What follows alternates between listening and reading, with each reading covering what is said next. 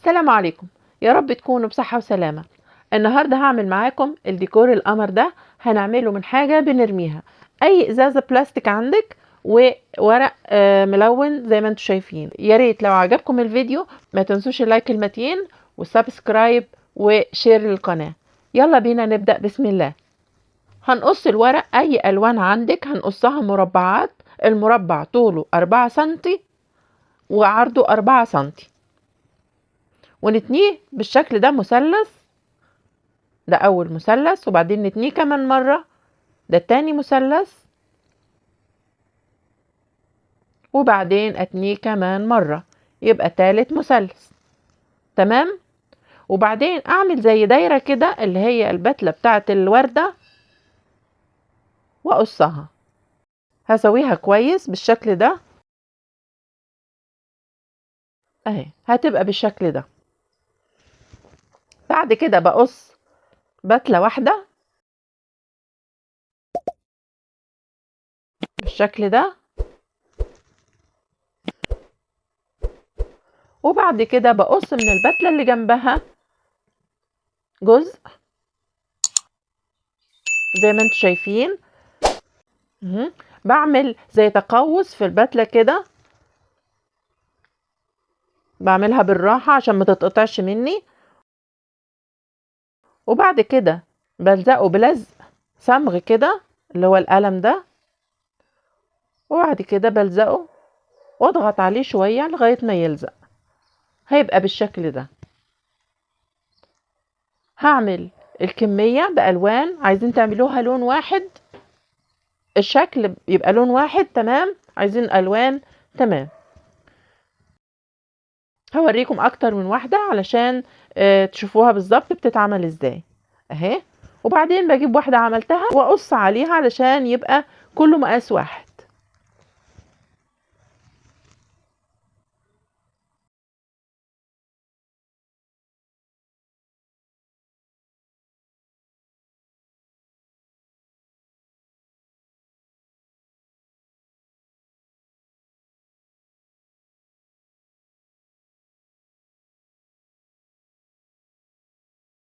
كده تمام، خلصت الكمية كلها. هبدأ اقص الازازة اهي. اخد الجزء، دي ازازة بيبسي كبيرة، اخد الجزء اللي في النص ده اشيله خالص.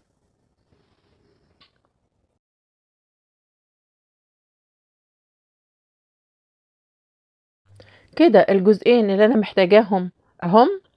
هبدأ اقيس القاعدة. هاخد عرض الجزء اللي هقصه بالسنتي، هيبقى سنتي سنتي سنتي. هعمل شرايط كده في القاعدة كلها.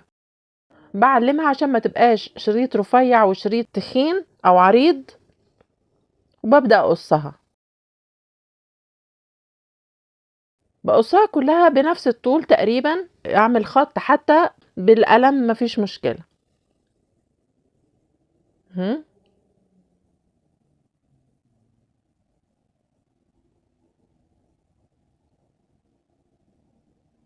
اهي. شايفين الخط؟ يبقى كلها مقاس واحد زي ما انتم شايفين كده.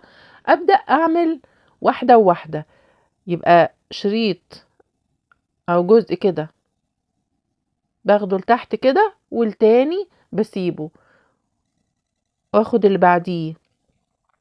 هتبقى واحدة وواحدة، يعني تابعوها في الفيديو هتشوفوها. يعني هتعرفوا تعملوها من الفيديو. كده خلصت كلها. ببدأ اتني الطرف تانية صغيرة كده على قد هلزق فيها الوردات. تانية صغيرة كده في كل الشرايط اللي اخدتها، اللي تانتها واللي ما تانتهاش.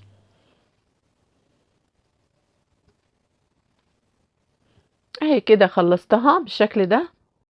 وهبدأ اعمل الجزء اللي فوق، وهقص بالمقص كل شريط سنتي، وتبقى الشرايط كلها نفس الطول.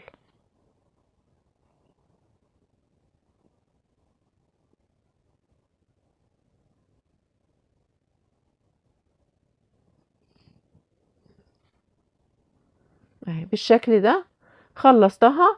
وببدأ طبعا اتنيها زي التانية بالظبط، يعني شريط وشريط، شريط اتنيه وشريط اسيبه، شريط اتنيه بالشكل ده وشريط اسيبه لغاية ما اخلص الجزء ده كله.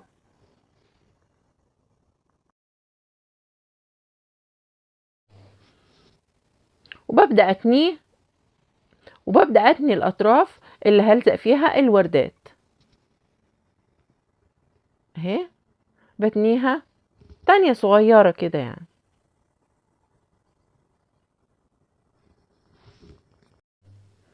تمام كده خلصتها اهي، هتبقى بالشكل ده.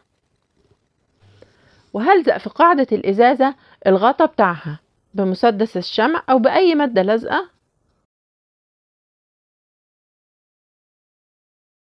الزقها في القاعدة بالشكل ده. وهلزق كمان غطا فوقيها عشان تعلي الجزء التاني، عشان ما تبقاش الشرايط كابسة على بعضها. اما لو الازازة الجزء اللي فوق طويل واللي تحت قصير شوية، فممكن تحطوا غطا واحد او ممكن ما تحطوش اساسا على حسب ما تشوفوا. وببدأ عند فتحة الازازة احط مادة لازقة، انا حطيت بمسدس الشمع، وببدأ ألزقها بالشكل اللي انتوا شايفينه.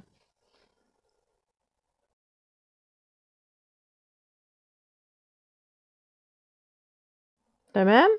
وهبدأ ألزق الوردات زي ما انتوا شايفين، احط بمسدس الشمع على الطرف اللي انا تنيته وبعدين ألزق عليه الوردة اهو كده.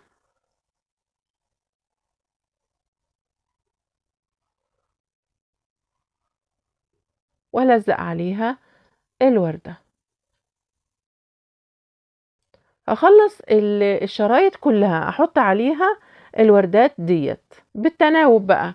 الالوان ما تكونش كلها جنب بعضها، يعني واحدة صفرة حمرا بامبا كده جنب بعضها، وارجع اكرر تاني.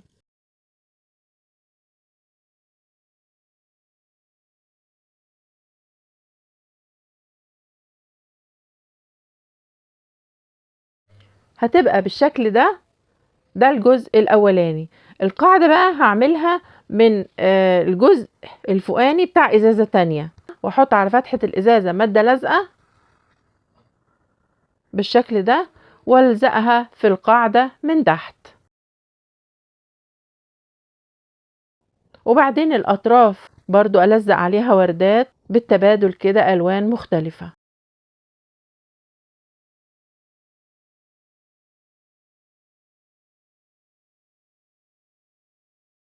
هتبقى بالشكل ده. وكده نبقى خلصناها، شكلها حلو قوي واتعملت من مفيش حاجات بتترمي. والورق الملون تمنه بسيط جدا. ان شاء الله تعجبكم وتنفذوها بسهولة، ونتقابل في فيديو جاي ان شاء الله. مع السلامة.